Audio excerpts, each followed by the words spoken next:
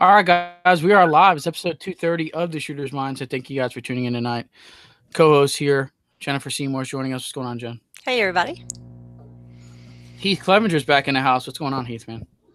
Enjoying it. How are you doing?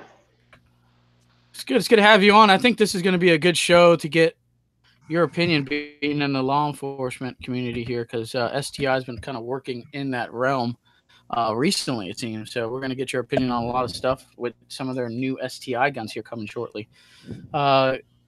Guest and star of the hour, he does sales and he's director of marksmanship at STI. Buck Pearson's joining us. What's on, Buck? Thank you. Thanks for having me. Am I hearing him? Yeah, we got it. Oh, we got him. All right. So maybe a little lag on my end. But it's good to have you here, Buck. We've been talking, I don't know, for maybe a month or two now, on and off. So it's good to finally have you on the show here for the Shooter's Mindset, episode 230, here to talk about some of my favorite pistols. That is the 2011 platform style pistol, and STI is on the forefront of that design. So we're going to have a lot of questions here, a lot from the competitive shooters that already have some live questions pouring in regards to products and former products and new products and stuff that's in the works. Okay. All righty, here. So let's get into the show sponsors here. The folks over at Tactical Shit. Shop.tacticalshit.com for all your tactical shit needs. Plate carriers, gun parts, casual clothing, all found at Tactical Shit. Shop.tacticalshit.com. We have a discount code coming from them later on in the discount corner portion of the show. If you want to get in your live questions here and you're watching on the YouTube side of things, top right hand corner, you can join the conversation. I'll pull those questions throughout the show and we'll get them over to Buck. Also, if you prefer to use Facebook, there is a recent post on the Shooter's Mindset Facebook page. Jennifer's over there monitoring those. If you prefer to use that, just plug in your comments and we'll get those out to Buck throughout the show. Also, lastly, theshootersmindset.com for all your blog article needs. We had a recent article go up from Heath Clevenger on an Olight PL Mini review. Also, we have the shop over there where we're selling some gun parts, some T-shirts, some swag. And if you want to keep up with the Shooter's Mindset show, that's a good way to do it over at theshootersmindset.com. All right. Well, Buck, let's get into this one, though. For those who are unfamiliar with you, tell us a little bit more about yourself and tell us a little bit more about STI. Yeah, so I'm a retired Marine infantryman. I retired 5 years ago, kind of went and worked in the gun industry for a few years at U.S. Ordnance, which is a machine gun manufacturer. Left that after a few years and went and worked in the private security segment. I was on an EP detail for a couple of years, and then I did some PSD work in Puerto Rico. Came back, was on vacation with my family, and was approached by STI to potentially come and work as a new trainer / sales / curriculum developer, kind of little intermingle of everything at STI. And I ended up accepting the job and started this last February. Good. So fairly new to STI. Kind of STI was kind of known for their race guns, right? Competition shooting pistols, right? Performance machines, Absolutely. Right? We'll call it.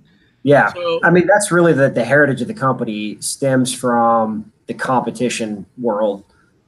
When STI was first a company, when it was first called Trip Industries, they were making competition guns and custom competition guns for pro shooters and guys who were wanting to reach that next level in their shooting career.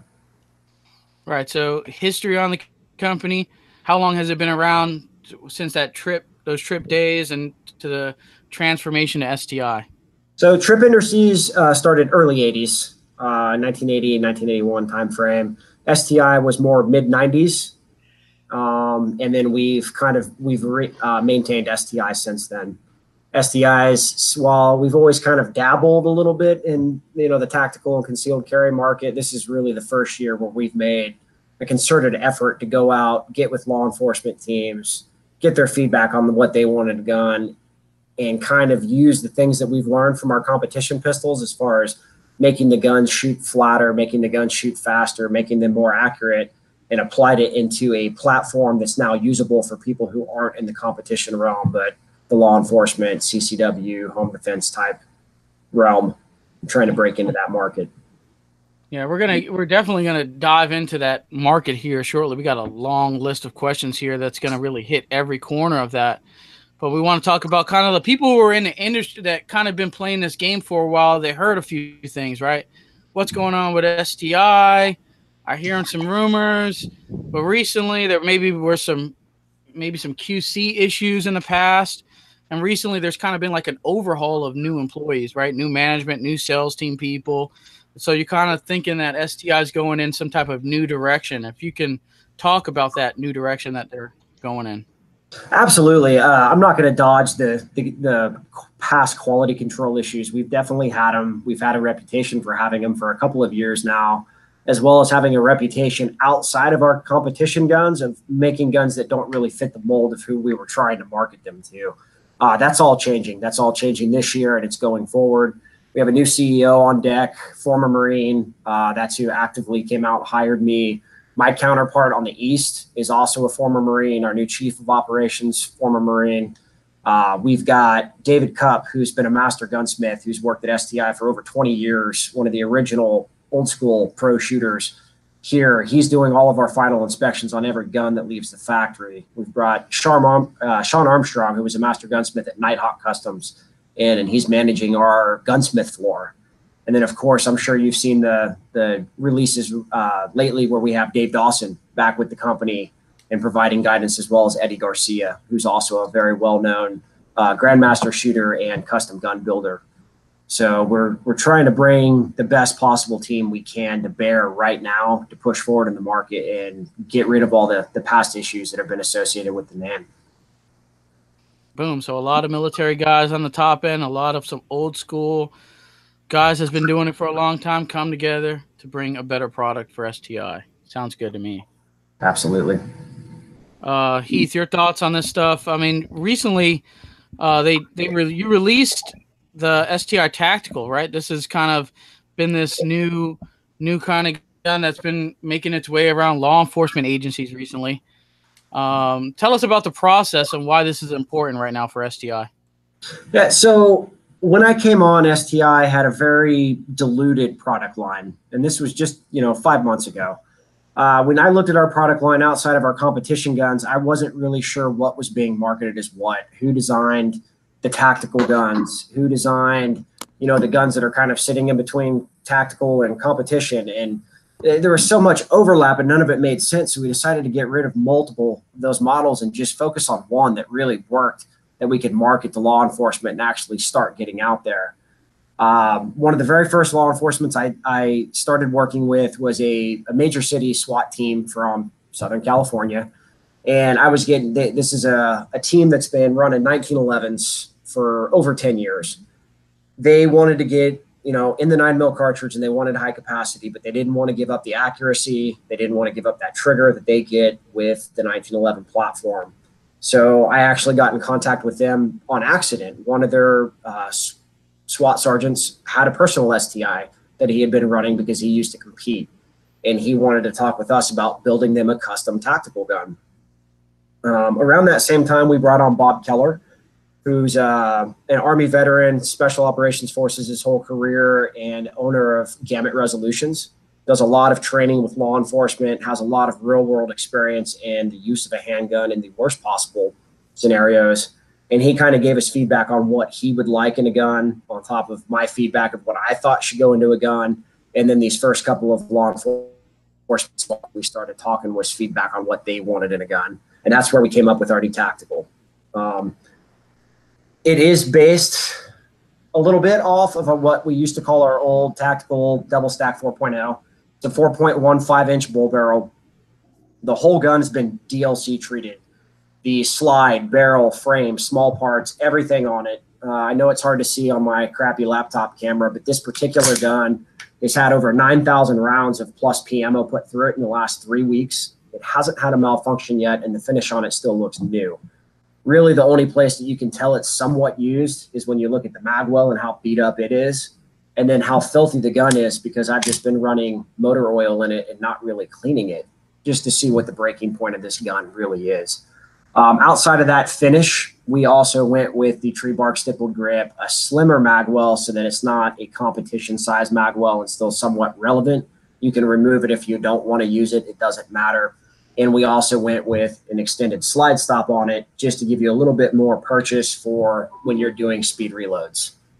The reason we went with a 415 as opposed to a 4.0, 4.25, 4.4, or even a full 5-inch gun is this gun gets the same stroke as a 5-inch gun, but it has a faster cyclic rate and it's a much softer felt recoil, as in relative recoil as far as your muzzle movement. So on a 5-inch gun, lots of times if you have a 5-inch gun that doesn't have a hogged out slide like a comp gun, when that slide hits full extension at open, it drives your muzzle up just from the weight and inertia of that slide moving. When it goes forward, all that weight coming forward causes the gun to dive. So you get that vertical play in the muzzle. With the 415, that's almost non-existent. This gun shoots extremely flat and extremely fast, which is critical in closer range engagements. Going with the bolt barrel gives you a little bit extra weight right at the muzzle of the gun, which also helps control that muzzle rise. And by doing that, we were able to get rid of the traditional guide rod, go with the dual spring system, and you can take the gun apart with no tools. There's no bushing. There's no spring that's under tension. When you pull the slide off, nothing's going to go flying into orbit if your hand's not over it. It breaks down just like a regular Glock M&P H&K. So we feel for us, going forward with one tactical gun, that was the best balance of length, accuracy, long-range accuracy, capacity, and muzzle control for a tactical gun. With 9,000 rounds with 0 malfunctions is pretty impressive in general. What I assume you're using your new magazines that y'all have made. Yes, we're using our new Gen 2 mags with our new redesigned follower. All of our guns, as far as the civilian market, ship with 2 magazines per. For the law enforcement tests, I've been sending 4 mags with because I know they're going to be shooting a lot more through the guns. That very first SWAT team that started testing these guns for us back in May has an all concrete range. They've been dumping our mags on that concrete range, haven't broke a mag, haven't had any magazine issues. And one of the guns that I initially left with them that was a precursor to how the tactical ended up coming out as a finished product, they've been shooting nonstop for the last 2.5 months, and that gun has had the same results. It's had no malfunctions. They have not been keeping a round count, but they're well north of 10,000 rounds on that gun. Interesting. Yeah, I mean, I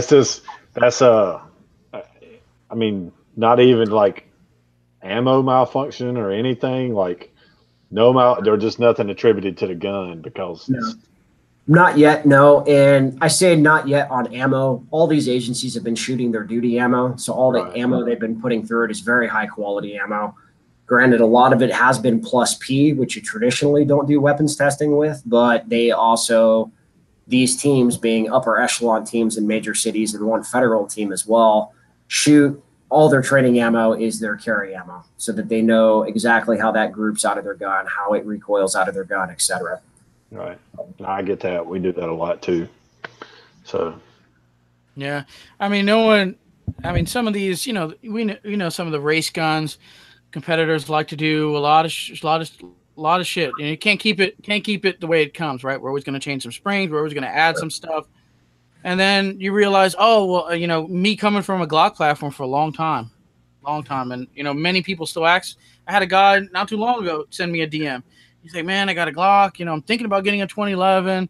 And, some people was like, I heard there's more maintenance behind it. I heard this happens and they're harder to work on, yada, yada. Why should I really move to that over a Glock, right? So now that we're talking about some of these STIs in the tactical that are running extremely well with not much maintenance, right? You said you just put motor oil in that thing and that's it. I am one of the worst individuals ever when it comes to weapons maintenance. I generally will take the slide off and wipe the rails down and lube them, and I'll wipe the feed ramp. I don't have the time in my day. I'd love to go out and go shooting. I've got 4 kids. I love to spend time with my family. So like cleaning guns is never high priority for me. Even in the military, except when they were making us do it, obviously. But as I got promoted, I stopped cleaning guns too. So I don't know. I like to shoot things until they fail, so I know their failure point. And I'm very liberal as far as oil, I think I over lube my guns more than most people I see, but that's because I clean them way less than most people I meet. What have you established? So if you're marketing this gun to law enforcement, right? So what are y'all's recommended intervals with this? I know DLC. I'm familiar with that coding, but not in a law enforcement capacity. So where are your lube / clean points projections for if you send that out to a guy that's going to put his life on the line carrying it? Where are y'all suggesting that happens? I lube all my handguns the same. So when it comes to a pistol, I go heavy on the slide rails. On a 1911, 2011 pistol, I lube the barrel link, and that's really about it. I don't lube a whole bunch more in the gun. I oversaturate the rail, so it all kind of seeps around everywhere anyway. But I always like to lube the points of friction. So for me, on a 2011, that's the slide rails, that's the barrel link, and that's the slide stop that goes through the barrel link to hold everything together. Right, but I'm talking about like round count. Can 500 rounds, 1,000 rounds, 2,000 rounds? I'm of the opinion if you're carrying a gun on duty to protect your life or somebody else's life with, and you've put 2,000 rounds through it and you haven't cleaned it or lubed it, you shouldn't be carrying a gun in that capacity. You're of the wrong mindset in that job. When I for instance, when I was on the EP detail, anytime I went to the range, I cleaned my guns afterwards and relubed them if they were my duty guns I was carrying while I was at work, because that's different than my personal range guns, things like that. If I were carrying one of these for duty, I would clean it and lube it after every range day. If it was just me carrying it on duty, I'd probably pull it out once a week and just wipe it down and relube it. I wouldn't spend a lot of time on it. I wouldn't keep a round count of it either, because if I was doing live fire training with my duty weapon, I would most certainly clean it after I was done and before I went back to work. Oh, I don't disagree with you. I was just looking for kind of the, I guess. Like a number, right? Like a set. Well, if I was going to go to the range and I was manufacturers will tell you, after every time you use it or X number of rounds or something like, you know what I mean? Because you're talking about a gun that to work correctly, to be more accurate, right? You got to have tighter tolerances. Well, tighter tolerances also generally mean a little higher maintenance, simply because they need to be lubed. They need to be wiped down. You know what I mean? So that's why I'm like, where does that come in? I know I can go to the range. I've got both, right? I carry a 2011 when I'm off duty, plenty. But I don't have a problem with either one, but I know for a fact I can go to the range and shoot 1,000 rounds out of my Glock, and it'll be okay if I carry it until I get home and so forth. And then the custom guns and some other guns I've got, I can do the same thing with them. But that's why I was kind of hitting you up for where y'all are advertising it at. A lot of that comes from the type of ammo you're shooting too. Some remanufactured off the shelf ammo that a lot of people shoot is extremely dirty. And I've seen guns that need cleaning after a few hundred rounds, whereas one of these guns I had out on the range with a federal agency a few weeks ago, they were shooting nothing but their plus P duty ammo. The two guns I had out there both had well over 2,000 rounds in one range sitting in one day, and they didn't clean them or relube them throughout that. Now, would I recommend that if that's your duty gun? Not necessarily, but it's not going to kill you to go out and put 2,000 rounds through your gun at the range and drive home before you clean it. Right. Boom. So there really is no set policy. It's kind of on it's the owner of that pistol, right? Using your best judgment. There it is. Like when I'm out on a range day and it's a really high round count range day, I'll look, and when it gets to the point where the gun is so dirty inside I can't see the feed ramp anymore, I'll usually relube the rails. Right. I'll just lock the slide back to the rear to do that, and I'll wipe off the feed ramp with my pinky, and that's about the extent of it. But I've never had any malfunction caused from a single day of training on the range because I didn't clean my pistol at launch or relube it at launch or anything like that. Right. Yeah, I know we deal with a lot of local PD, and not saying I don't know about what those SWAT guys and their routine is and all that stuff when it comes to shooting. I know a lot of the police guys don't really shoot their gun an awful lot outside of those quals and stuff like that, and not putting down local law enforcement, but they're all not the best shooters in the world, right? Yeah. You know, I'd agree with that. so some of those guys, it's just like it's almost like a tool on their belt. They put it down when they suit up to go to work. They put it on, and it's just that. Put it down, suit it up, put it down, If they shoot even it up. bother to take it out of their holster. Yeah, right. And then and that's all it is. And then they do that yearly qualification, and then it goes on that same rotation. So all you get is a gun that has a lot of holster wear, and it looks like it's beat to shit, but it's really not. It's almost brand new. So yeah, so a lot of guys, those type of individuals, obviously they don't really give a shit about shooting their gun much, let alone cleaning it or giving it any type of maintenance. So you assume that it won't need much maintenance because it's a new gun that hasn't been shot worth of this. But maybe they're, to me, when I pull out my carry gun out of my waistband and it goes like it's in the holster, it stays in the holster, then it goes back on. When I pull that thing out, I see pocket lint on it. I'm seeing like hair, like what the hell is that in there? Right. And to me, I just go ahead and clean that because to me, it just doesn't sit right with me. You should. But hell, not everybody's like that. So who knows? So I don't know. Oh, trust me. I've seen guys show up to the range and that first shot, it looks like they killed a bunny or something, Yeah. Yeah. It happens. So there we go. Lastly, Jim, we're going to get your opinion on this stuff here shortly. Wanted to get in the new products and the DVC line as well as the tactical line. So we talked about the tactical line, the 4.1 inch, but they also have a DVC tactical, etc. Talk about the DVC line and what's new with that. Okay, so we just went through a mid-season model change a few weeks ago. We also launched our new website in conjunction with that change. So there's a lot of people who are still looking at old material, think we're still making guns. We aren't. So big changes are the DVC-3 gun is now getting a bull barrel. All of our guns across the board are getting a bull barrel. No more bushing guns. No more 1911s. We got rid of the DVC Classic. So we are strictly a 2011 manufacturer at this point in time. We got rid of the Guardian, got rid of the Hawk, got rid of the Tactical Host 4.0 and 5.0 and the Tactical Double Stack 4.0, 5.0, and the Marauder. The new Tactical has filled that line. Basically, replaced all of those. We don't have the DVC Tactical anymore. We might in the future. I don't know. But as of right now, it's our DVC Open, the DVC Steel, DVC Limited, DVC 3 gun, DVC Carry, and our Tactical line with different variations and colors on that. So we're going, and our DVC Edge still exists at the entry-level competition gun. The big change on the Edge is that we're DLCing the whole gun just like we did on our Tactical. We're not doing any more blued guns. We're not doing any more Cerakote guns. The DLC is the best treatment on the market, and we still did the entry-level Tactical standard and the Edge in DLC, and we didn't change the cost of the gun, even though that was a huge cost to us to do that to those guns. I was getting ready to say, where's your price point coming in on? Right. So the Tactical standard and the Edge is still $19.99, same as before. No. Jen, you had your fair share of shooting some 2011s, STIs. We were at, you go to the industry range day shows and you're shooting all those. What are your thoughts on these style pistol platforms? I love them.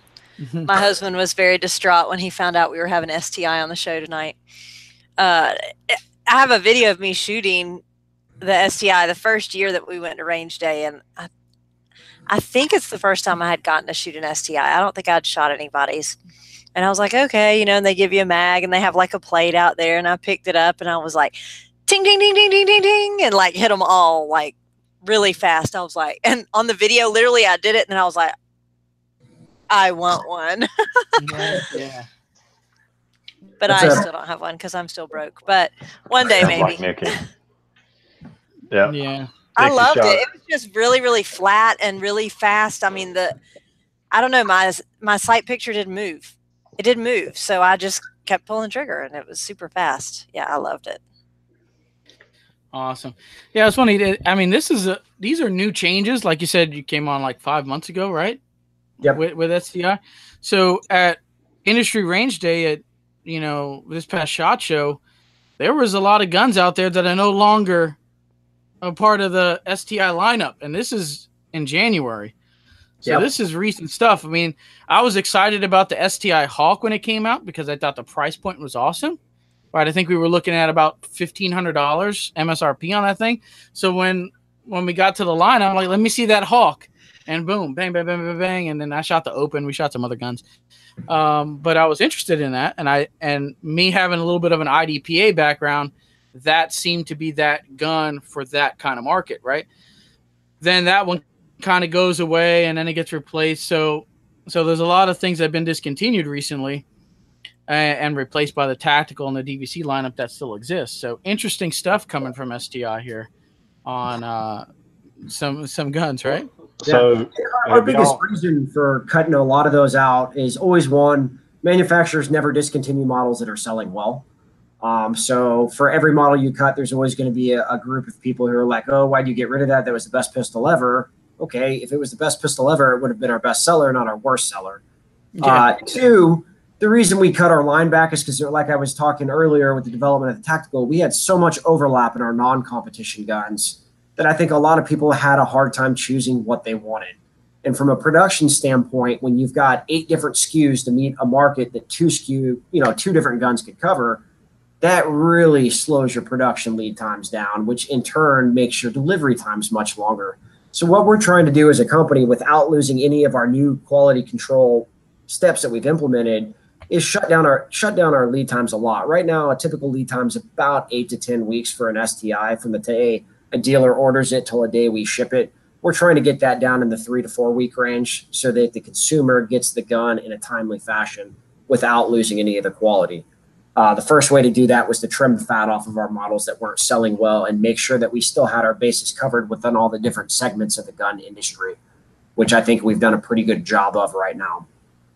We're definitely working on other stuff because we know there's areas where we're a little light as far as models, and you'll see some new stuff come out from us in the next year that I think a lot of people will be really into when they get to see it, shoot it, do that kind of stuff. There we go. We got a lot more coming here, Heath. We'll get to you here in a second. I got some live questions that I totally forgot about. We were almost 28 minutes in. All right, I got to go over to the YouTube thing and check. So it's most of them are comments, so it's not like I missed a ton. Stephanie says hi. JV says what's up. Dave says hi. Jency, he's talking to Jen, I guess. Woody says. Dave. Woody says holler. And how about the Hawk 5.0? So there is no more Hawk. We just learned no more Hawk. We might make another gun in the very near future that's in that price point, because we know that was a big push for people, was the price point of the Hawk. But we feel like we could do that gun a lot better and make it more of an STI and keep it in the price point where we can hit a bigger market base with it. So just be on the lookout for things coming from us in the next year. Just because the Hawk's gone doesn't mean that price point or that market is gone in our eyes. Right. Andy SC says, do you see many LE groups transitioning to red dots on pistols? I see the trend really starting to move in SWAT teams. I believe Houston Police Department is the first major city team that I'm aware of that's now authorized pistol optics for the entire force. And that was a decision that was just announced last month. A lot of your other bigger cities aren't making that transition, but SWAT teams are testing it. If they haven't tested it, a lot of them are allowed to do it. I've not seen anyone who's fully on board as far as every single person in the unit is carrying a pistol-mounted optic yet.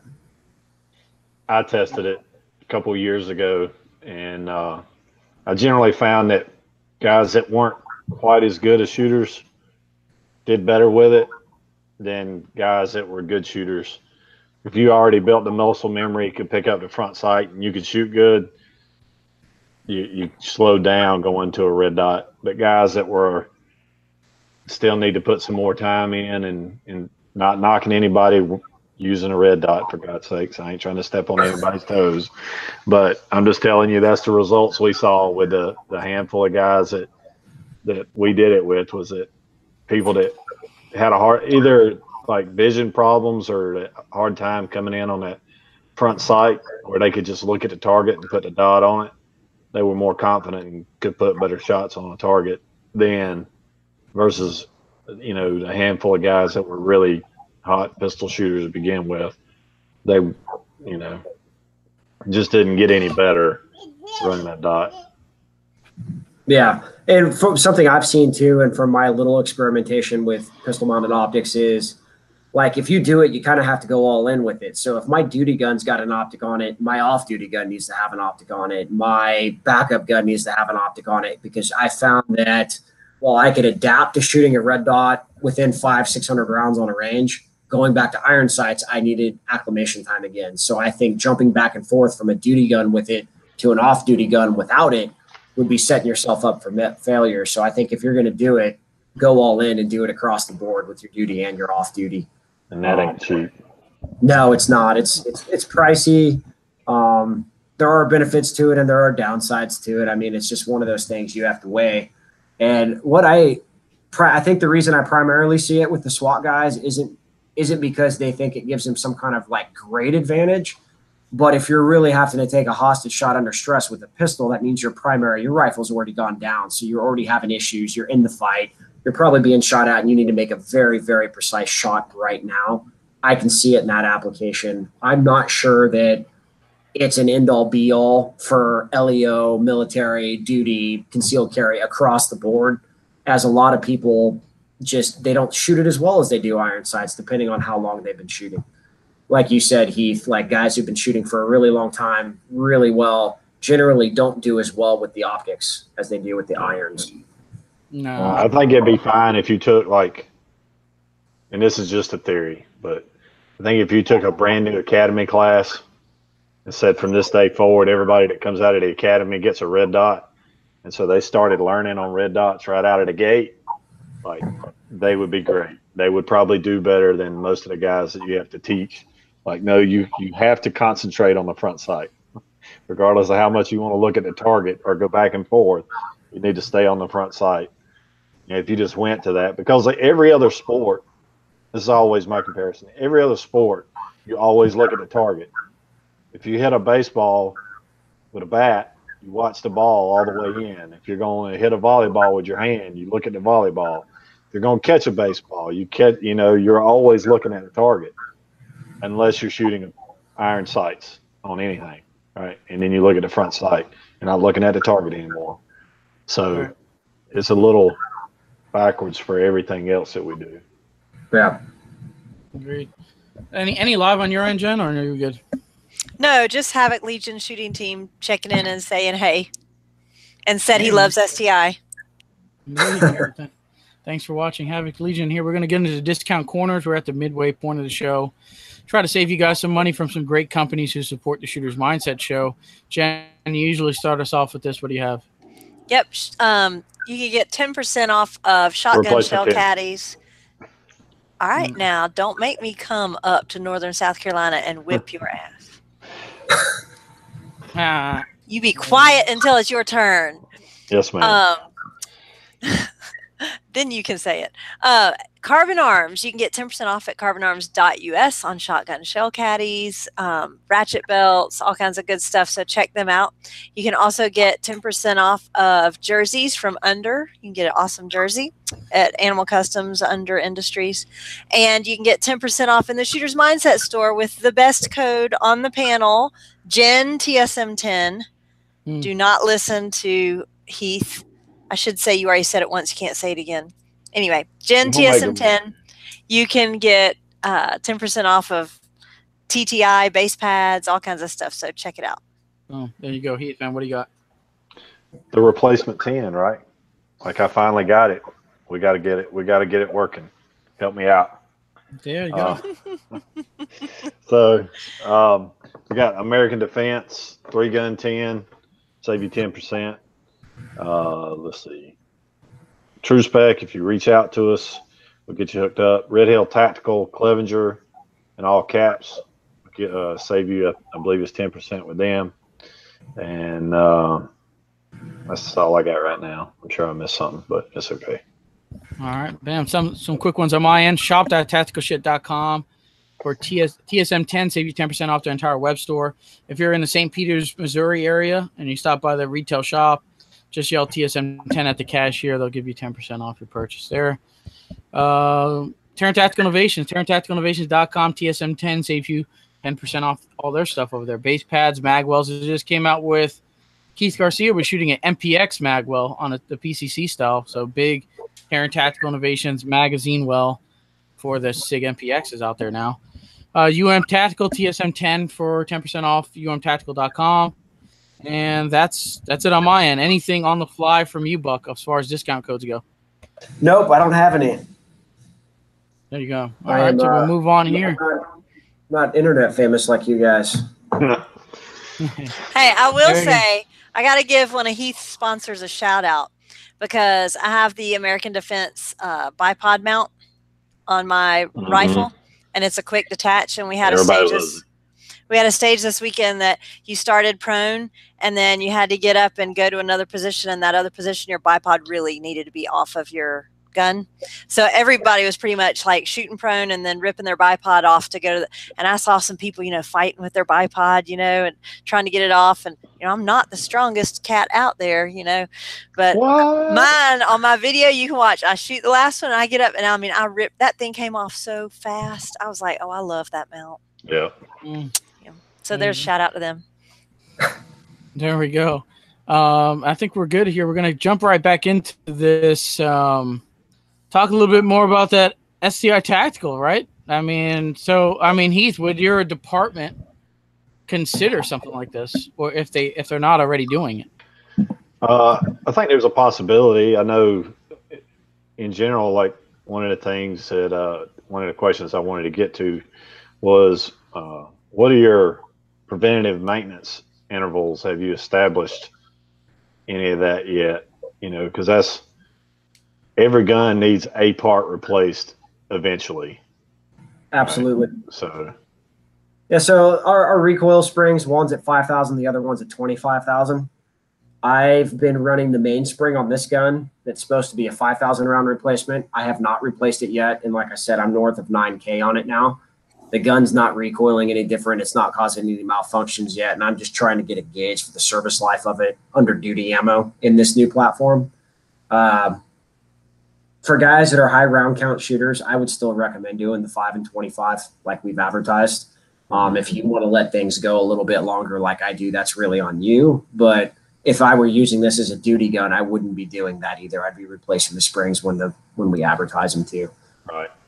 Outside of that, the gun doesn't really need a whole lot until you start getting into really high round counts. Obviously, if you're 30 to 50,000 rounds into the gun and your magazines aren't locking to the rear anymore when they're empty, you probably need new followers and new mag springs. If your barrel's starting to lose accuracy and higher round counts, you should probably get it inspected.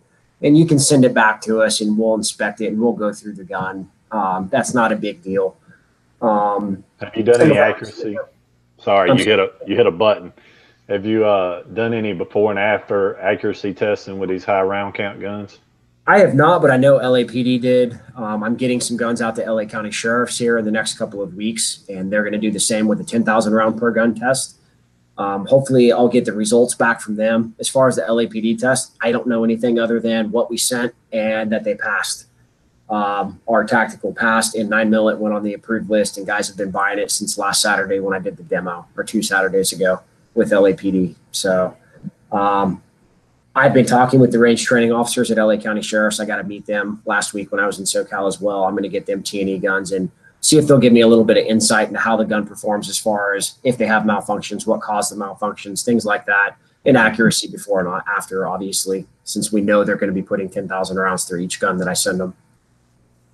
Yeah, that's really important because that's where just looking at 10,000 rounds is a good marker for just about everybody, because you got a wide variety. You got guys that'll put 10,000 rounds in a gun in a couple of years, but those are your really high end guys that probably full-time team guys that do nothing but train and do missions. And then you got another guy that will literally carry the same gun for his whole career and put 300 rounds through it. Right. But over 25 years, it adds up. So yeah, absolutely. Because I know we got, just for instance, we got my department. I wasn't there then, but my dad was. I remember when they got them. They got Gen 2 right after they changed from 1 pin to 2 pin. Gen 2 Glocks in like 91, 92. And just several years ago, they finally got rid of the original guns that they purchased in the 90s. Yeah. So there were guys that walked in the door in the 90s. They could work a whole career, same gun. Yep, I believe it. You know, And I've seen that. Not just, I mean, for instance, to take it a different way, I was a CQB instructor in the Marine Corps for a few years. We ran Berettas. That was the U.S. military standard issue pistol. Our guns were older than I was probably when I got them, or at least close to my age, and had probably never had springs replaced, never had round counts done on them. At that particular duty station as a CQB instructor, I was lucky, whereas we shot anywhere from 500 to 2,500 rounds a day per instructor. We would just shoot the guns till they would break. Locking blocks would break. We'd replace them. Barrels would break. We'd just replace the barrels. Slides, same thing. I only broke one frame while I was there, but we didn't do any kind of preventive maintenance, spring change, or anything. And I think that kind of, when you get into your higher round count shooters, outside of precision rifle guys, I don't know guys who keep round logs on their pistols. Not very many anyway. And I think that's kind of an issue. And I think that's where, if you're one of those guys and you know that, you shoot the crap out of your gun all the time and you're a high round count dude, just send the gun back once a year to get inspected. If you know you're not going to keep the round log on it, you're not going to replace springs on your own, just send it back in once a year and get it inspected to make sure it's good. That would be my advice. I'm lucky I work here, so with my personal gun that I shoot the shit out of all the fucking time since I got on here, I always just go across the street and I let the master gunsmiths check it out occasionally to make sure it's all still good to go. And that's because I use my concealed carry, but I also shoot it weekly. So let's talk a little bit about STI's warranty, because like you said, just send it in, right? I've recently here got a tail, working some trades and some deals, and it's an old 1911 high end, right? And I'm like, well, if I'm gonna get that gun, it's been around for a long time. Previous only shot it a lot.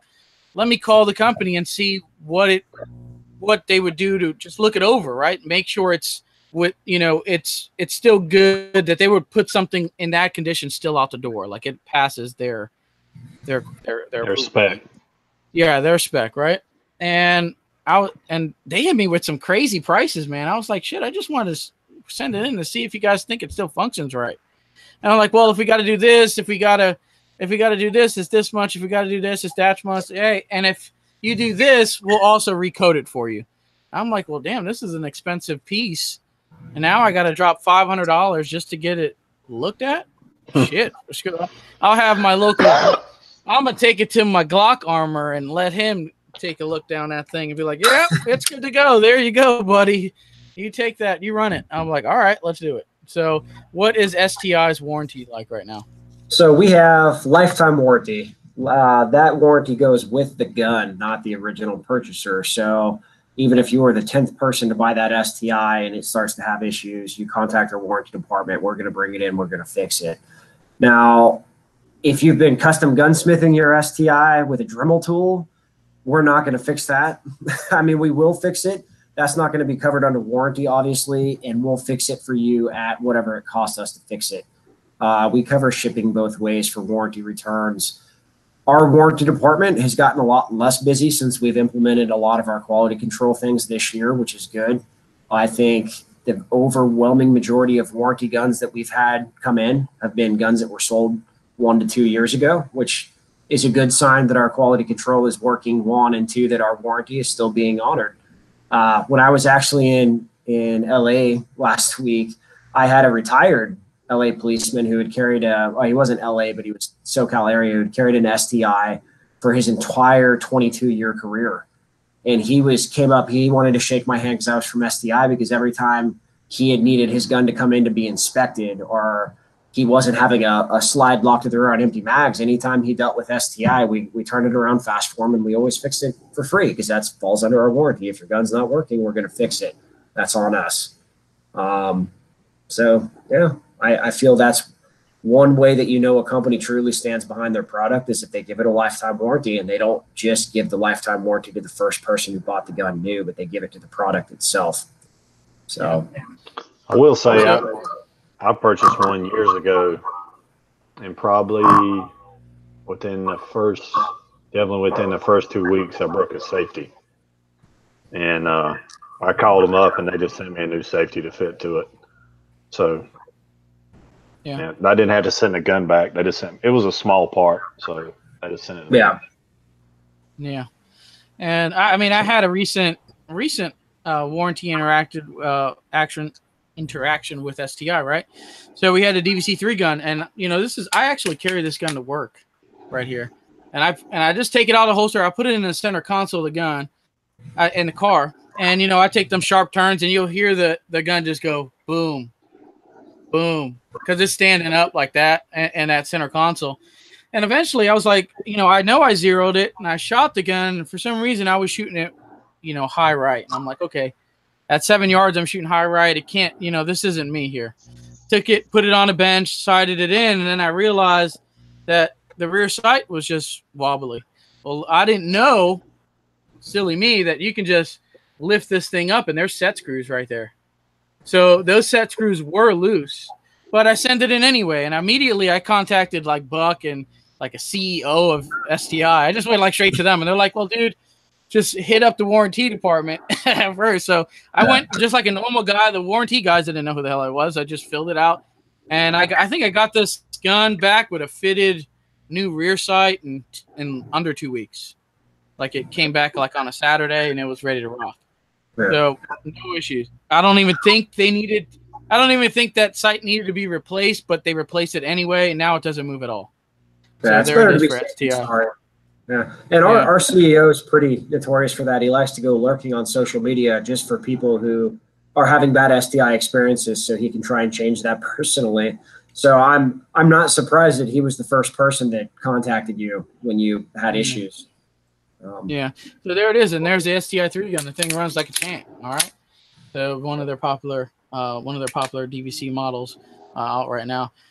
Jen, you were at a recent match here, and we've been sharing the video on the Shooter's Mindset Facebook page. Man, this is, I mean, you kind of seen. I remember, you always kind of put yourself down. Oh, I'm an ER nurse. I got 3-4 kids. I can't afford anything, and I'm gonna suck. I'm just going out there to have fun.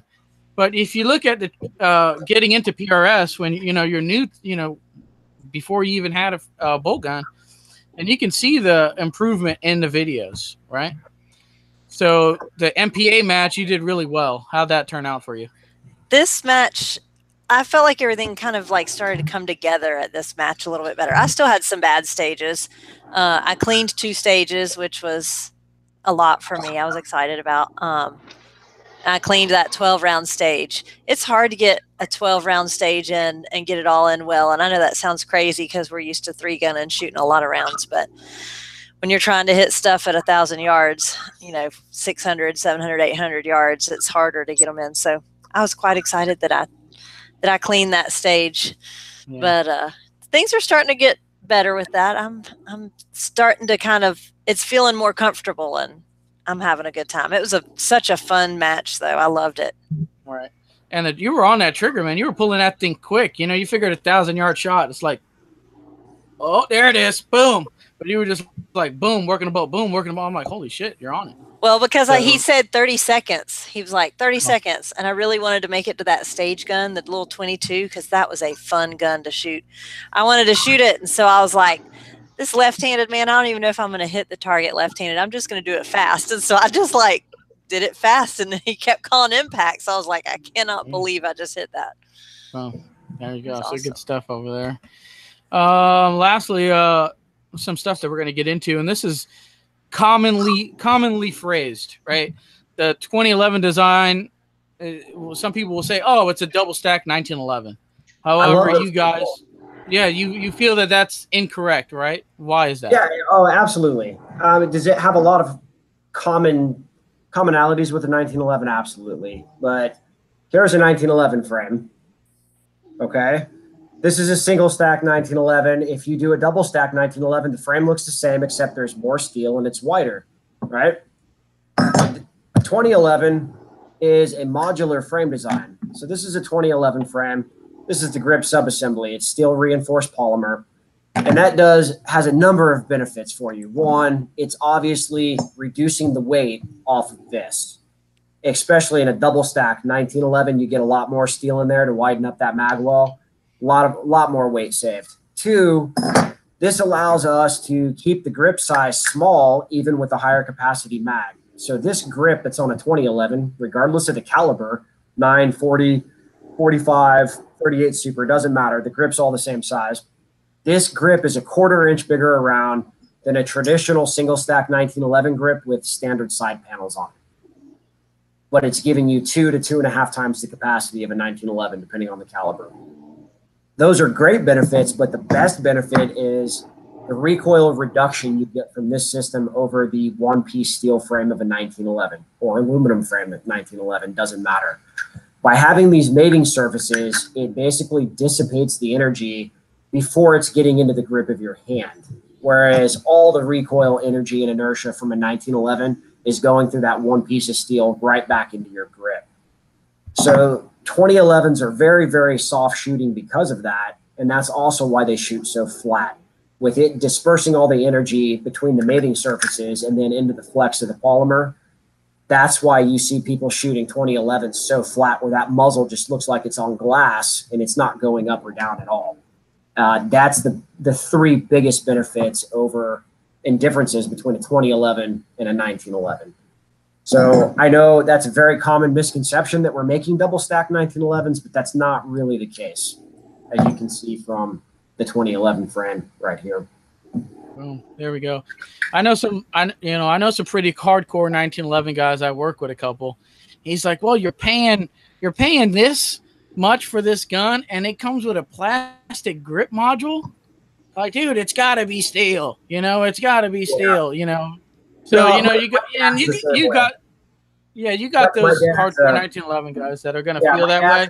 John Moses Browning made it steel. He made it single stack. He made it 5 inches, and he made it in 45. Everything else is a kid's toy, right? Yeah, so there it is. So it's going to be always hard to convince those guys on that. I have no problem with it, right? I don't care as long as the gun shoots flat and it does what it's supposed to do. I don't know. It can be a pink grip as long as that thing's performing the way I want it, right? Yeah. So I actually, speaking of my dad, diehard 1911 guy, got him to shoot a 2011 with myself and our CEO back in June, and he ordered one from. He ordered one of our new tactical. First time he had ever shot a 2011, first time he'd ever shot an STI, and first time he'd ever shot an optic mounted on a pistol, and he loved all three. So he just ordered one from me. So you can convert those old school, World War II, Korean, Vietnam era guys who are diehard 1911 guys still. Oh, there you go. What are your thoughts? I mean, there's a lot of, modifications that competition shooters do. One of them is putting a titanium or stainless grip on there, disabling the beaver tail safeties. There's tons of modifications out there.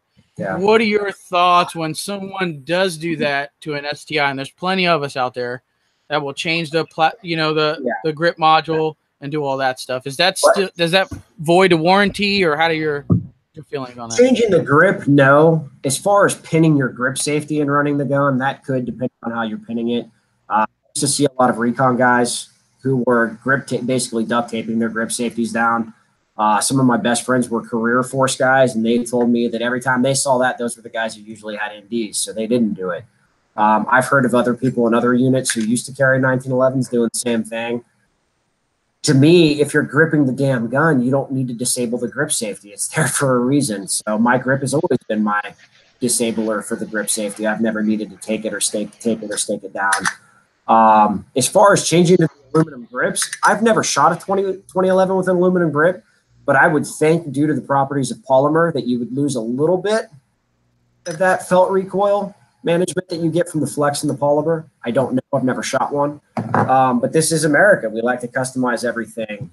This is the only place I've ever seen in the world where people will buy a $400 Glock and spend $3,000 to make it shoot exactly the same damn way and be less reliable. So people are always going to be if you're doing changing grips isn't a big deal, but it's when you start tweaking with the internals of the gun, changing things outside the way they come from the factory more than just cosmetic. That's the kind of stuff that we're not going to void your warranty in regards to we won't fix your gun for you. We still will.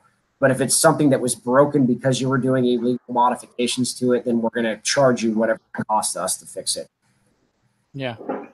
Yeah, man. There's a lot of them folks out there doing the Gucci Glock thing, Oh, I love it. They still have a statement for it.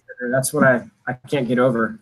I've shot some really high-end Glocks, and they still have a shitty Glock trigger, but it is what it is. To each their own. I'm not going to tell somebody they can't have it. Yeah, I mean, I have my fair share of Gucci Glocks. I mean, they're cool, but the reliability does dip. I'm not going to bullshit you. I mean, I had a Glock 34 that would run like a dream out the box. And then I've done every modification. I changed every spring in that thing. It's no longer a Glock anymore, and it's not as reliable. It just is what it is. Now, can you have a Gucci Glock that really runs? I'm sure there's plenty out there that really run hard. But anything. There's always going to be good ones. There's always going to be bad ones. It depends on who's doing your work. There's so many variables that go into that. I don't even want to try and knock anyone who has one. It's just that's their segment of the market. They got it. They can go with it. Oh, there you go. Thoughts on the Gucci Glocks? Anybody? No. We'll wrap it up with that. I just say I think there's a limit to that. There's definitely some improvement that can be made to a Glock. It makes it better than it was out of the box, but you got to be careful with how far you take that. Yeah, there we go. Absolutely. We got a couple of people in the live comments here. It says, I believe they purchased a Hawk, so they love the price point, so they're sad to see it go. Like you said, you're going to have those group of people that were digging that price point. But like you said, there is another price point gun coming out possibly in the future here from STI, so stay tuned for that. JB says if your draw and presentation is clean, it isn't any different. Isn't any different, and transition is easy. So I'm assuming maybe that's regarding red dots and iron sights or Glock's STIs. I don't know. I've done a lot of practice drawing in my time in the Marine Corps and my time working EP details that were all plainclothes CCW. My draws never really changed, regardless of what gun I was carrying, whether it was a Glock 43, HK P2000, HK VP9. Now I carry a 2011. Like, I've carried 1911s in my lifetime. I've carried full-size USPs in my lifetime. I've carried SIGs in my lifetime. My draw is always the same. So pro shooters might look at my draw and laugh at me. I don't know, not the speed, but the inefficiency of it. But my draws never changed from platform to platform. My grip's the same on just about every handgun I hold, the exception being revolvers. But none of that changes for me. There we go. Andy S. says, does STI still provide the packages advertised at SHOT? Pro Guardian, etc. Don't see them on the website. No, the package deals were something they just did for SHOT Show, and they usually only last about a month beyond SHOT Show. And then if your order's not in after that, they stop making them. I don't know that we'll do package guns this year. It hasn't been discussed yet. We haven't really started talking about SHOT Show yet, so I don't really have a solid answer on that. But they generally run from SHOT Show to the end of February when we do them. Right. Are you guys are still offering like the host options, or you can pretty much DLC coat any other guns? Are those options still available? So we have limited options available because we've closed our custom shop down temporarily to help with production. So minor things we can still do for you when you order your gun, but as far as doing RMR cuts, things like that, right now we're not taking any work because we're trying to streamline our production and get models out the door faster. I think probably we'll have a limited custom shop open again, maybe after SHOT Show, but we'll see. Right now, our focus is on our primary production models. We do also offer 3 of our models with host cuts from the factory now. So the tactical also has a tactical host variant. So if you're running an RMR, you can. The DVC carry also has a carry host variant. So if you want to run an optic on that, you can. And then, of course, the Omni comes with the RMR cut as well. Yeah, there you go. And you can also, like, I've seen a lot of DVC opens now being in DLC coating. You can still order it like that. Yes. So all of our guns are black DLC coated. The competition guns are the exception. So the limited, the steel, and the open, you can get in full black DLC coating, or you can get in the earlier in the year traditional hard chrome with the tinitride barrels on those 3 models. Yeah, there you go. So those are some options. Jay says, "What's up, guys? Hey, Buck." So I believe he's the brand ambassador for STI, correct? Jay Christensen? Yes, sir. All right. There we go. Andy S says, "Buck, I saw your carry gun on IG. Can you talk a little bit about it? I think it would be a great addition to the STI lineup. Did you change any parts, or was it switching to a shorter grip, anything like that with your carry gun?" So, all right. My carry gun unloaded just now. Based off of our tactical. This is a 4.15-inch bull barrel tactical slide. Shorter carry grip on it. I like the tree bark stipple grip. It's not gorgeous, but it's very functional, and you can sand it down to your liking, whether you like it rough or however. I leave it rough on the back strap and front strap for my carry gun, and I kind of sanded it smooth on the side panels. This gun's been done in full DLC. Where we have the double undercut trigger guard, I use my wife's nail file and smooth it out a little bit just because of the way my knuckles sit on it. The only thing I've changed on this gun is I put fiber optic sights on it with a solid black rear and a green front. And I put a extended slide stop, which is now a standard feature on our new tactical guns back when I was testing out slide stops because I didn't like the factory sized one for tactical or concealed carry considerations. So that's my carry gun. I've put a ton of rounds to this gun since I came on board. I love it. I carried it every day. Yeah, it's a little bit heavier than some of my previous H&Ks that I carried, but I shoot this gun way better. And when you have a good belt on, I don't notice the weight difference. This gun carries 16+1 with the traditional mag. I occasionally, depending on what I'm doing or where I'm going, will run an 18+1 mag in it. And it still sits flush, but with a longer base plate. So it sticks out about a 1/4 inch farther than our 16-round mag. For me, this size is kind of a perfect, if I had 18+1 in a carry gun that I can shoot well, and I need anything more than that, then I should have brought a rifle, and I should have brought a few friends with rifles. So as a civilian anyway. There you go. So that'll do it for the live questions. Anything on the Facebook side, Jen? Nope, we're good there. All right. Got a couple more here, and I think we had a live question kind of just come in as a comment. It wasn't a live question, just kind of came in on the announcement post. He said, "Bring back the 1911s." I mean, a while ago, there was the DVC Classic was the only 1911 offered on STI's website. We've since heard that has been discontinued. So currently there are no 1911s that STI makes.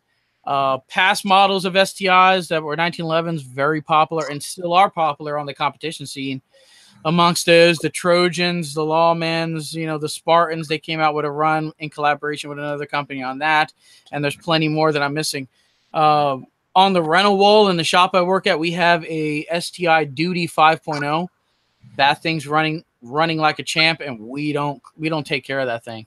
And it's running.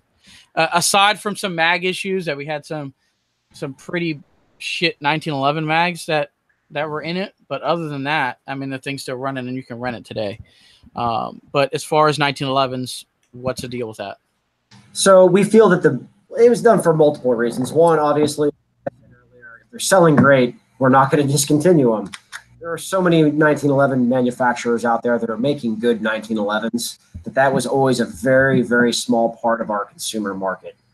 So when we started looking at streamlining our production and how we can shorten our lead times and up our quality control, giving that production capacity to make 2011 frames and slides just made more sense than machining more of these, which don't really sell that well. People are always going to love this gun. I'm not saying we'll never make a 1911 in the future. It's just we're not going to make one in the near future. The second part to that is the shooting benefits you get from the 65% less felt recoil from a 2011 to a 1911 at the same caliber. Like, those benefits far outweigh nostalgia for a lot of our consumer base. So yes, we know we don't have a 1911 anymore, but that doesn't mean that we won't have something comparable that's not a 1911 in the future. Boom. There you have it. I can see a lot of the competition guys, hey, they want to compete in this single stack division. Hey, now I can't I have to go on the used market to find an STI if that's the gun that I wanted to compete with, right? That makes sense. And that was kind of like my thing with my STI Eagle and why I would continue to hold on to that gun. Not only because of shootability, is that's like the ultimate, if you want to throw it out there, gamer gun for IDPA and the ESP division, right? You can get away, and the rules are always changing with that game, weirdly, and it's kind of annoying. But before, the STI Eagle was the only one that, it wasn't you couldn't have a bushing barrel back then. You couldn't have a full length dust cover. You had to make a certain weight. It had to fit in the dimensions of a box, all this stuff. And the Eagle was able to accomplish that. And then the Eagle went away. And then I believe the newer rules were tweaked where the STI Hawk would get in and you could compete in that division in that game with. And then that went away. And I'm like, well, shit, now there's nothing. If I didn't have that Eagle, my DVC 3 gun won't compete in that game. My DVC Open definitely won't compete in that game because those are 2-gamer, right, for that game, right? So I would have nothing. I would just have to look towards a used market. So I can see some of the competitive shooters' concerns on some of these platforms not being available. But like I said, they're doing it for the good of the company, right? If they were selling well, they wouldn't discontinue them. Re-ramping the production line, and that's it. When that picks up, I'm sure there'll be plenty of offerings to come when it comes to this stuff. Hopefully, right? It's really hard to keep your production line in gear to meet the needs of different shooting sports that change monthly. So like IDPA is the biggest violator of that. Their rules change so often. It's like I don't even try and keep up with it anymore. It's like, wouldn't it be great if we just had like a non-IDPA league where if you can conceal it, you can run it and everybody can come? Everybody can shoot and have fun and be competitive from that manner. I think that would be more enjoyable than making stupid rules that try and gauge what you're allowed to carry. It's like I have friends that are 5'4" and weigh 130 pounds that carry Glock 34s inside the waistband with RMRs. They do it in damn near what I consider skinny jeans and T-shirts, but I don't see it when they're walking around in public. Why can't they compete in a defensive pistol that's designed around concealment type competition with their daily carry? And I think it's gotten out of control in IDPA the way they've stipulated rules to tell you what kind of gun you can carry because it's not necessarily what you're carrying every day in real life. And I don't think that makes sense. And I mean, the more rules you make, the more boring the sport gets, the more stagnant it gets. Like open it up, let people have fun, let people train with what they're using. I think we'd get a lot more new shooters involved in competitive shooting if we didn't have places like the IDPA that make rules specifically to keep people out and trying to make it some kind of like elite hangout that you're not cool enough to be at. So, yeah. I just show up with all types of illegal guns now. I don't really even give a shit. I'm here to shoot this thing. Don't score me then. Exactly. So there you go. But what else we got here? If you can explain the difference between a custom pistol versus a semi-custom pistol versus a production pistol, and what are you getting when you purchase an STI? Sure. So I'll hit both ends of the spectrum first. So production gun. Production gun would be like your entry-level Glock, HK, SIG, Colt. All the parts are made to be drop-in. They're in bins on an assembly line. People put parts in, passing them down. They go down to the end. They get functions test. They might get shot. They go in a box. They get shipped to you. That's a production gun.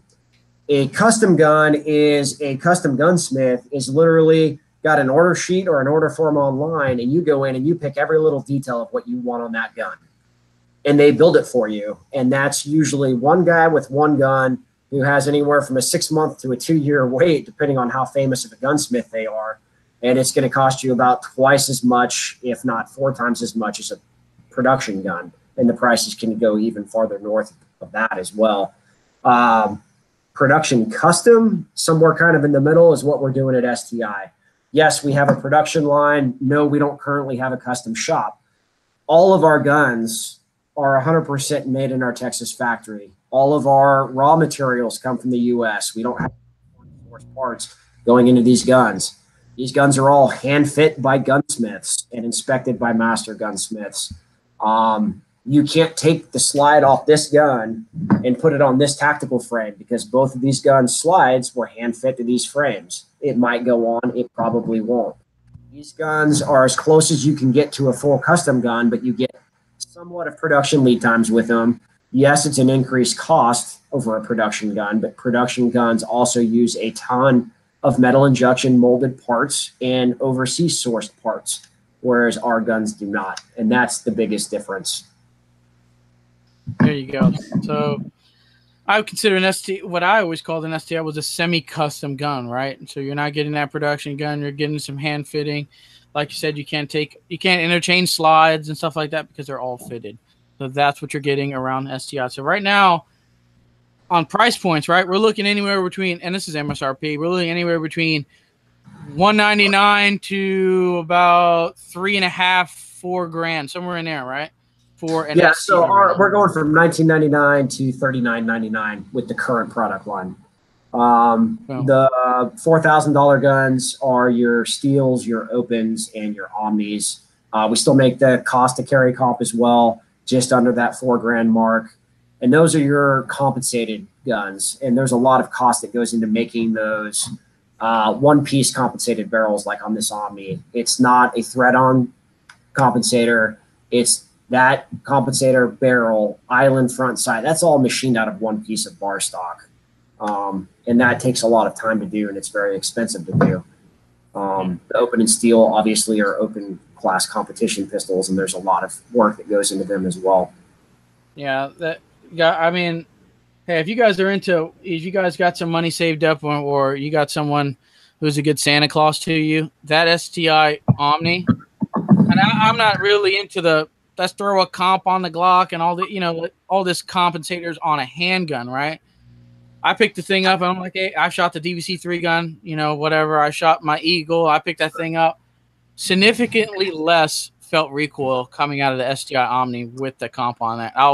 We were shooting factory ammo. This wasn't reloads. I'm sure if you hand load, you can even tweak that down even further, as long as you can still get the gun to cycle with the comp, depending, you work that load out.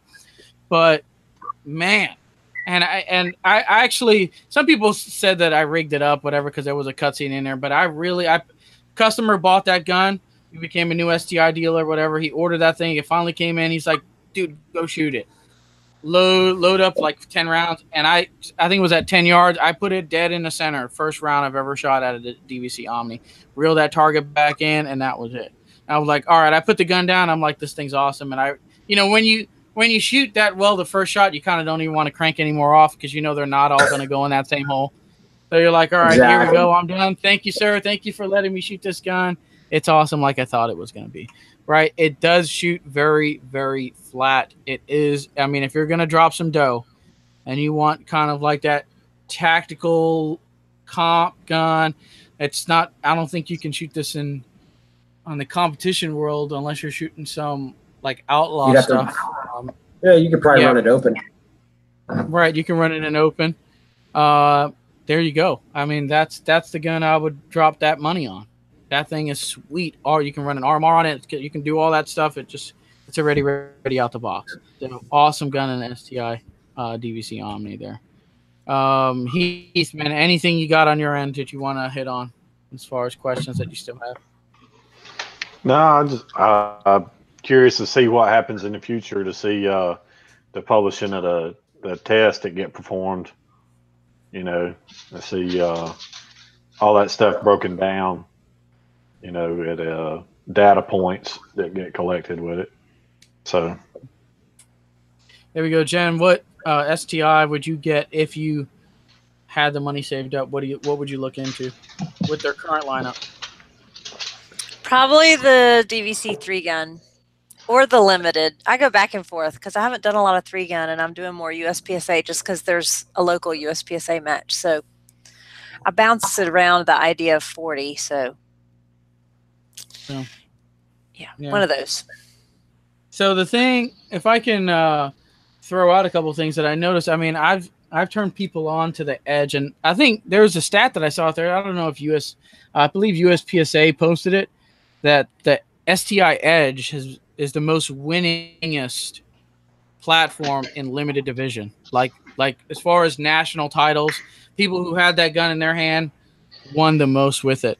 So I'm glad we are keeping the STI the STI Edge around still, because that gun at the price point, you're in the bank, you can compete. All right, and with little to none done to it. The Island barrels, I was really excited about it. Dude got one in 40. I did notice, like, so I mean, everybody has their preference, right? So we get a gun. So the Island barrel in the DVC lineup, it doesn't have those front slide serrations anymore. So for those guys who like to utilize those front slide serrations, you can still grip these guns with the hole in it, with the holes cut out of them fairly easily. But also, I noticed if you come over the top with those Island barrels and you do like one of these, it is fairly sharp right there. You can actually, I don't know if it was that particular gun, but if you did that with those Island guns, you can probably cut something on here. So it's something to consider. I don't know if you've heard any feedback from that, Buck, on your end, but a lot of guys would just grip it from back here then, right? Which is fine to do. But with those Island barrels there, since the slide is cut out to fit that Island barrel, I did notice it a little bit on the sharp side if you're one of those guys that aggressively rack the front of the gun like that. Don't know, that could have been a Pacific pistol, but if you're one of those guys, that's something to consider. The Edge still has those front slide serrations, still a great platform, still offered. But they do shoot different. My Eagle to this shoots different. I think this one shoots a little flatter, but hey. Yeah. What do I know? All right. So there we go. What else do we have as far as, let's see any live stuff here. Omni for the win. Jay says Omni for the win. Can't wait to get one. Jessica Nitzel says Jen needs an Edge. There you go. I agree. We'll take up a collection. You want to get in. You don't. Yeah, you don't want to. Maybe on a little bit of a budget, the Edge can compete with any top end gun out there. There we go. My first 2011 was a DVC 3 gun. Loved the gun, but holster options seem to be limited. Any recommendations? And did the magazines just get updated? What's the difference between the new ones and mine? So yeah, the magazines did get updated recently. The new magazines look like this, whereas the old ones have like two perforated rows, kind of. The biggest difference was they got rid of the spacer in the back and made the magazine's caliber specific instead of trying to make one magazine work for multiple calibers with a spacer. Redesigned the feed lips on these. It's thicker sheet metal. They're way better. We've had no issues with these magazines since they've come out. In fact, even some people online who were overly critical about what pieces of shit our old magazines were have come out and said that these are the best mags on the market you can get today for 2011. Our new followers were also redesigned just to help longevity, feeding of the rounds, and locking back when they're empty more precisely. So that issue has been addressed as well. A lot of the issue with the old mags, like I said, was that spacer in the back and the old follower, which we addressed both those with this new mag. So there we go. As far as holster options, I'm doing I just ordered a holster from a Long Shadow holster. I believe they're out of Colorado. So he's doing a lot, and I was surprised. I followed his stuff on Instagram, but I never really went to the website to check out. I noticed he was doing a lot of STI stuff, but tons of options for STIs. He almost has them all. I mean, if you're one of those people who are throwing, you got one of these and you're throwing some stream light or some type of light on there, he can still make that holster with the light on it. If you're throwing a threaded barrel, that's a company you want to look out for if you are looking for holsters for these platforms. They are out of Colorado. We will put a link down in the description of the YouTube video. And when I finally get mine, right, I've ordered it, waiting for it to come in. But there's a lot of Kydex guys out there that will probably mold a holster. You probably have to send the gun to them. Off the bat, my Blade Tech, if you're looking for kind of like a holster company that's been around for a long time, this one here was built for the STI Edge and the STI Eagle. It fits perfectly. Now, the DVC is a 5.4-inch barrel. It still will go in this holster.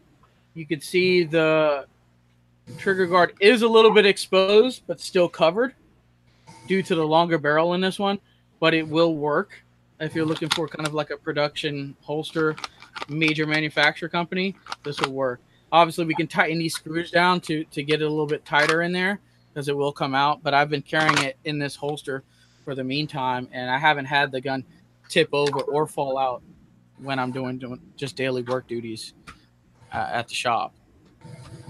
So there we go. As far as holster options that I know, Buck, do you know any? Jen, you know any? As far as other companies, as far as your custom Kydex guys, you've got Battleborn Holsters in Carson City, Nevada, has done a lot of stuff for us, and you've also got Little Gat Holsters down in Las Vegas that's done a lot of custom Kydex. As far as for you tactical guys, a lot of the Safariland drop holsters, whether it's ALS retention or the hooded, I've found if you're running Surefire light or whatever kind of light you're running, it'll still work with our gun with your light on it. Some of them have worked without the gun, and those were Safarilands that were built for obviously 5-inch 1911 platforms. But the various law enforcement teams I've seen have almost exclusively been running variations of the Safariland drop holster, and so far our guns have worked on all of them. Boom. So there you go. Look at Safariland for some of your holster needs there. What else we have here? It's live questions. Jen, you're clear on your end, right? Mm-hmm. All right. Let me see. I thought there was one more that came out. A Weber Tactical, Nerd, and Blade Tech are some of the some people commented. Jay commented in the live chat here. So look into those companies. Lastly, here, Red Hill does make some too, right? Yeah. Last question on my list. As far as there's a lot of, for lack of a better term, knockoff 2011 STIs out there for lower price points, right? Some of these guns or most of them are being made overseas from overseas manufacturers. What do you say about those guns versus their performance versus an STI? I don't know if you have personally tested that or if some of the guys from the shop have just told you, or what is your take on these guns? I have some experience with some. A lot of them come from Southeast Asia. I've even seen some recently that are coming from Israel. The biggest difference is they're not hand fit. They're production guns. Yes, they're 2011, but they're not hand fit. They're not that semi-custom gun like you're getting with an STI. Two, the warranties are usually not there for the lifetime. If they are, there's very fine print that stipulates how long that warranty actually lasts and what it covers. Three, they're using a ton of metal injection molded parts again. So they're using very low cost, basically cast parts and then doing finished machining on them to put them in the gun. Those parts last for a while, but they're not high round count parts. And some of the really, really bad companies out there are actually using castings to machine their slides and frames. And those guns will not last very, very long at all before those frames or slides will crack. So there's your take on it. Any Heath, you want to add to any of that stuff? I know you kind of you've run both. You have STIs. Right. I got STIs, I got custom guns, and I got SPSs, and I mean, I can't speak to every other 2011 manufacturer. I know my SPS do have some MEM parts in them, but most modern firearms have some MEM parts in them somewhere along the way. I hadn't had any issues. I don't keep round counts either, but plenty of rounds on the ones that I've gotten. I wouldn't put them all into the category that you just did, but everybody's got their own opinion. I was only speaking to the lower end. I can't speak to every manufacturer that's out there because I probably haven't seen 90% of them. Right. I'm sure there's some small time shops out there that are making really great guns overseas that I've just not seen them. I was speaking to the lowest common denominator with what I just talked about. Oh yeah, and no doubt you got to be careful with stuff that comes from overseas. And I mean, I'll be honest, when the first time I got introduced to it, I was very questionable, Yeah. And I was like, hey, send me a gun. Let me test it out. Let me see if it'll hold up. Right. Yeah, and the only and I've had run into a lot of the companies. Bull Armory is one of them. I see a lot of their guns come through the shop. We have some of their competition shooters. that are shooting that platform, and they love it, right? And my question is, what happens when something goes wrong, right? Who do I contact to get parts? Who do I send the gun to? If it's coming from overseas, that's a pain in the ass to get the gun overseas and to get it back and go through that process. You know what I mean? And it's just, that's my concern when I purchase those guns. Now I'm sure there's some distributors in the U.S., but even then, it can still be a pain in the ass on some of those guns. Maybe not all of them. I don't know. I never owned one, but I know some of them that they shoot them. I've shot them. They seem to run great, but I can't speak for the longevity of them because I just never ran one to that point. Well, and that's the one thing I was having a talk with somebody the other day. There are people that shoot a lot, right? And you have to classify what a lot is. Because somebody that goes to the range every Saturday and shoots 50 rounds, they think they shoot a lot, right? Because I go to the range every week and I shoot. Right. And then you got other people that go, well, I go to the range once a month, twice a month, but I shoot 1,000 rounds every time I go. I shoot a lot. And so you got people that actually shoot high round count and people that go to the range frequently. But they both consider themselves shooters, and I shoot a lot. Right. So that's really kind of where I see a lot of those differences, because the guys that don't shoot high round counts are never going to see the issues. You know, you can own a gun for forever, and if all you ever do is put a couple thousand rounds to it, you ain't never going to see any problems, more than likely. You know, but the guys that are shooting 5, 10, 15, 25,000 rounds, you know, I mean, I think Morgan had probably 45 or 50,000 rounds on his first custom gun before it broke something like major. So I thought Morgan was running an Eagle, no? Or was it custom? I think he started out with an Eagle. I mean, I did too, but very quickly it was not a factory Eagle. Right. It went to Jeff Abernathy for some work, you know. And I can tell you not to, and this is definitely old stuff for STI, but you know, when I took the first STI I bought to the gunsmith, you know, he's like, well, for a trigger job, he said, that's the best I can do with those factory parts. You know, they're better quality hammers and sears and disconnectors that you can purchase, and I can get you a better trigger. But given that, you know, that quality metal that they have in there right now, that's the best that I can do. It sounds like STI has done a lot to rectify that, but like I say, that was years ago. And then I don't know, I don't think Morgan shot the first one to failure before he built a custom gun. So yeah. There we go. All right, Jen, you got anything to add on any of this? No, I still want one. Yeah, in the grand scheme, I think everybody still wants one. 2011 rule. Period. I'll have one day when I get my kids out of college. There you go. Lastly here, I think this, and then after this, we'll kind of wrap it up if no live come in. Any upcoming events, matches, or company goals that you guys have? Oh, God. Our goals are pretty lofty right now. I won't waste your time with that. Events, I've got a ton of law enforcement events coming up throughout the rest of the year, all over the country. I'm meeting right now, just on my schedule, I've probably got about 24 teams and departments that I'm meeting people from, and I've got open time that I'm trying to schedule more departments into. That's my primary objective for the rest of the year. I am going to hit up some of my dealers in the Western region. First week of September, I'll be out in Tempe, Arizona at C2 shooting facility doing a demo day. And then on September 8th, I'm going to be at Trigger Time Gun Club in Colorado, north of Denver, doing a demo day. And I'll be visiting a lot of my dealers on that week in between the 1st and 8th as well. So busy year. I'm pretty much booked every week between now and Thanksgiving for the most part. So you headed to NTOA? I am not. Right now, everything I have is private demos with law enforcement agencies. So I've got some coming up in Tennessee. I've got some coming up in Pennsylvania, and I have some coming up in Texas still. There you go. I just went over to the new site, and didn't look like this last time I visited. So the whole site is redone, very well done. It's definitely a lot more user friendly than the old one.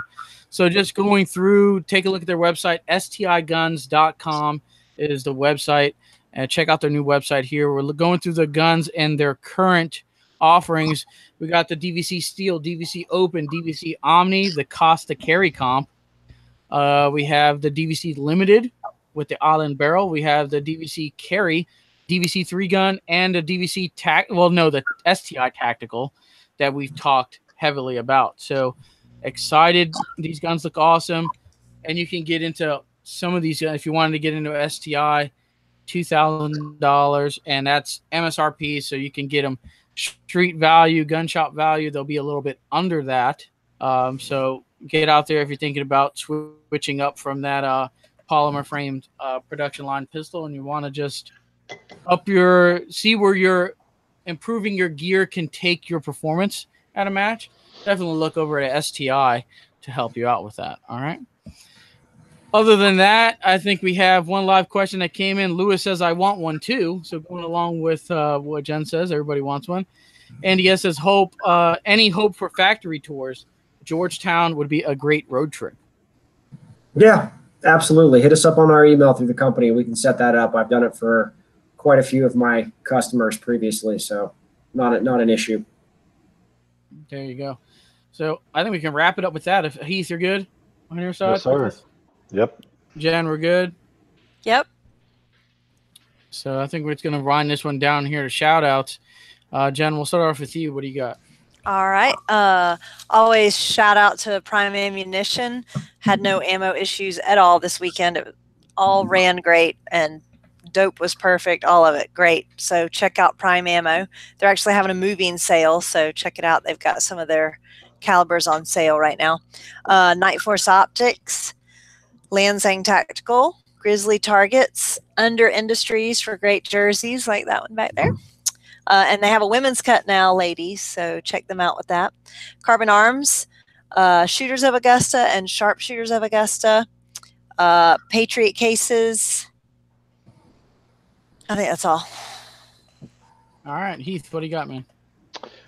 Criterion barrels. If you're interested, hit us up. We do have a discount, but we want to be sure we get you in the right thing, what you're looking for. American Defense, Eagle Imports, SPS pistols, True Spec, GPO, German Precision Optics. The Outdoor Shop local, Red Hill Tactical, Safari Land, Dangerous But Good, Stage Zero Shooting Supply, Zero Tolerance Knives, and Pure Gold Shotgun Chokes. There you go, man. Buck, what do you have on your side of shout outs? I'm good, man. I work for STI. I don't need any other sponsors. There you go. There you go. Short and sweet. Shout out to my end. Subscribe to the channel. Right below the video, you see a subscribe button. Every Tuesday at 9, we're doing a new episode of The Shooter's Mindset. So if you're subscribed, you'll be in tune when new episodes come out. Folks over at Tactical Shit for always supporting The Shooter's Mindset for the last 2-3 years now. We appreciate their support. Folks over at Tandemkross for all your rimfire race gun needs. If you want to email me, theshootersmindset@gmail.com is a good way to do that. Definitely thank you to Buck for coming on and talking about STI guns for us here for almost 2 hours now. You've been on the show, including the pre-show, so we appreciate the time. Yeah, thanks for having me. And the folks, if you want to find rifle, the folks over at Rise Armament is the place to look. They just came out with their, oh man, I'm losing the name right now, but it's Cerakoted American flag, really nice. I believe it's their competition rifle, just Cerakoted and has a nice American flag design on it. And it comes at a great price. So if you're looking for a new AR-15, check out the folks over at risearmament.com. All right. That'll do it for episode 230 of The Shooter's Mindset. Thank you guys for watching today. We'll catch you on the next one.